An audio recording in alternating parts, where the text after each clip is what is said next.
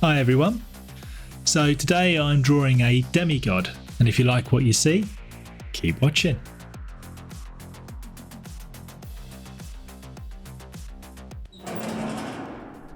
Hello everyone. So you may have noticed that I've got a webcam.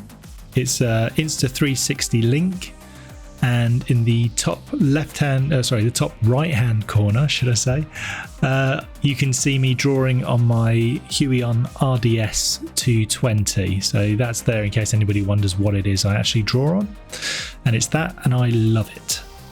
So today I'm doing a portrait, very simple, and I'm going to put horns on her, and that's it. That's my plan. So she's a demigod as far as I'm concerned. So I hope you enjoy it.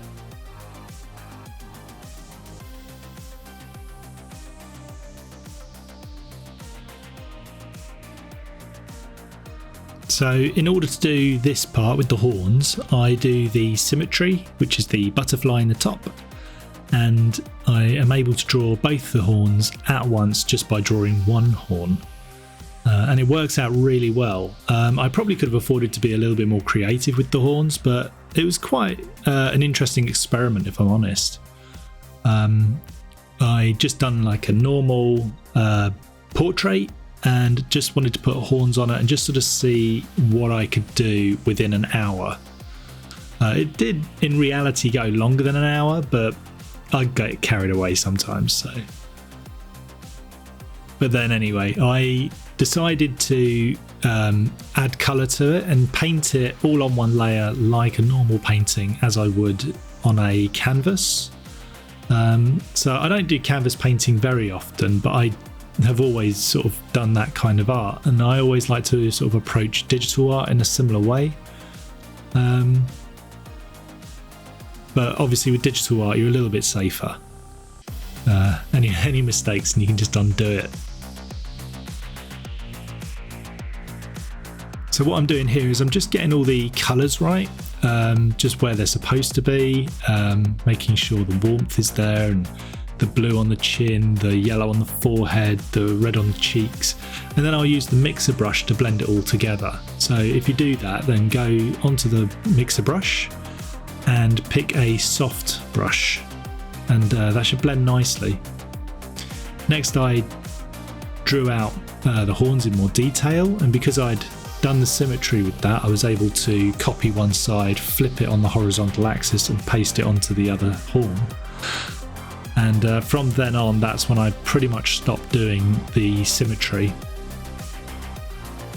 As you can see, I'm doing the loop cuts with the lasso tool, and then applying shading underneath and around wherever the light isn't catching. So it just sort of makes it a little bit more three-dimensional. And again, you know, you can use the mixer brush with the soft brush and blend it out so it sort of fits much better. So you can have like a harsh dark line for where the shadow is very close to the layer, so it overlaps, and then you sort of blend it out into a soft stroke. And then I go on to the highlights, so shading first, then the highlights, and that gives me my basic looking 3D horns. And then it's just a case of applying more and more detail on top over and over and over again until, obviously, you know, until it's got to the level of realism you're hoping to achieve. At this point I'm just putting in more contrast, really sort of building out that face, trying to get it to be perfect before I go any further. And as you can see, I'm drawing in a lot of these colours and then blending them out. That's all using the two brushes, the main brush and then the blender brush. The long black bit, that's me experimenting with long hair and then forgetting I'd done that. I do come back to it, don't worry.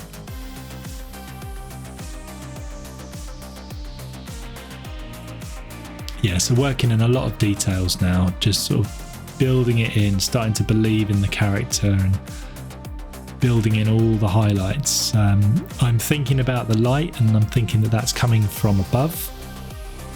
I want her to look a bit haunting, That was the main intention of having her looking so sort of like into the viewer, I guess. But I do change that. But that's, you know, that's the beauty of doing your own art. You just mess around and see what you come up with.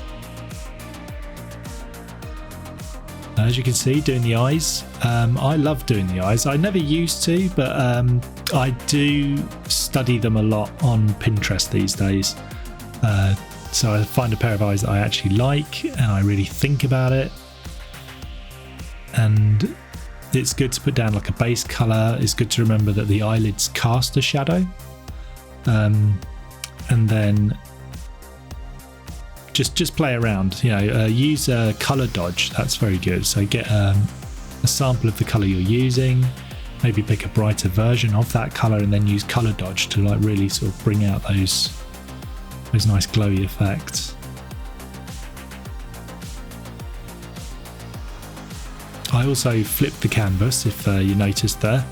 That's to make sure that there's no sort of like anomalies that I've missed. So I will flip it and that will sort of jar my mind and show any problems. Just doing a red overlay so I can start to sort of make it look a little bit more like the background and start to play around with it.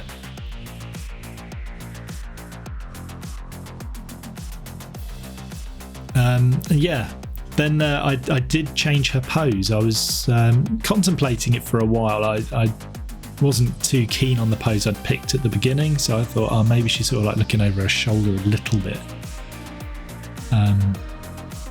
So yeah, that was quite a little challenge. But again, you know, I say this all the time. I look at Pinterest and I try to sort of get a good view of anatomy and build on that.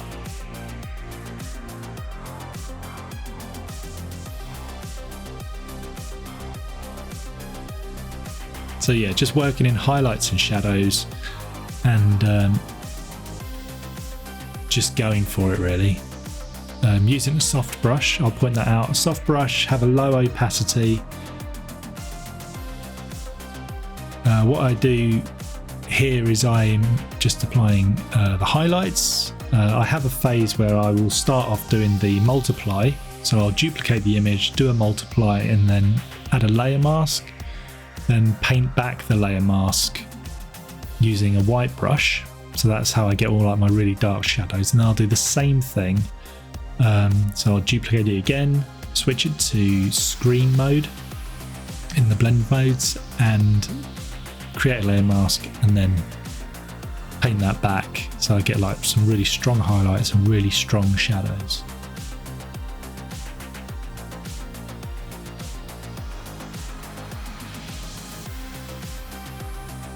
You'll have to let me know what you think in the comments below of being able to see me actually drawing on my Huion RDS 220. Not a lot of people know about this, and it took a couple of weeks to actually get delivered. But it was only about £595, which sounds like a lot, obviously, but considering it's a 21-inch drawing tablet, it's absolutely fantastic, perfect for what I want. I'm 6'6", I've got big hands, and I have absolutely no problems with it. Never gets hot.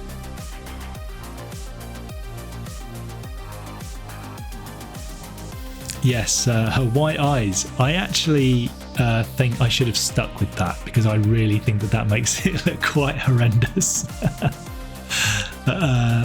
That's the thing, you know, that's hindsight. But I do like applying the tears. I did all that with an overlay.